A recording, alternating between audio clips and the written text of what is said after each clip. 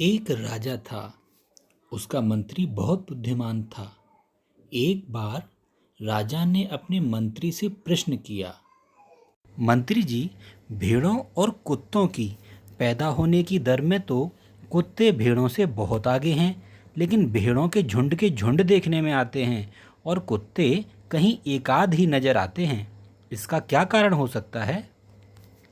मंत्री बोला, महाराज, इस प्रश्न का उत्तर आपको कल सुबह मिल जाएगा।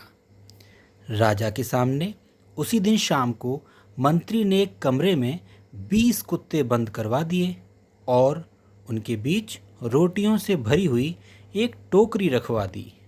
दूसरे कमरे में 20 भेड़ों को बंद कर दिया गया और चारे की एक टोकरी उनके बीच में रखवा दी। दोनों कमरों को बाहर से बंद करके वे दोनों लौट गए।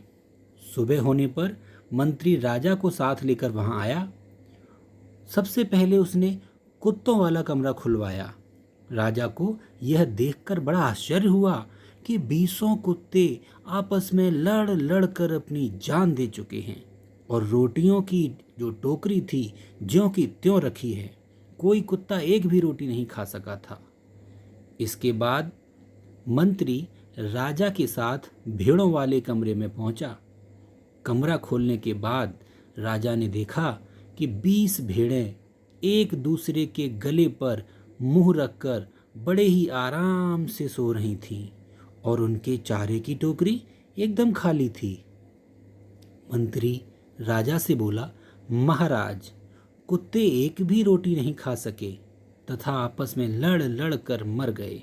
उधर भेड़ों ने बड़े ही प्रेम से मिलकर चारा खाया और एक दूसरे के गले लगकर सो गईं। यही कारण है कि भेड़ों के वंश में वृद्धि एवं समृद्धि है। उधर कुत्ते हैं जो एक दूसरे को सहन नहीं कर सकते। में इतनी घृणा तथा द्वेष होगा, उसकी वृद्धि भला कैसे हो सकती है? राजा मंत्री की बात से पूरी तरह संतुष्ट हो गया। उसने उसे बहुत सा पुरस्कार दिया। वो मान गया कि आपसी प्रेम और भाईचारे से ही वंश वृद्धि होती है।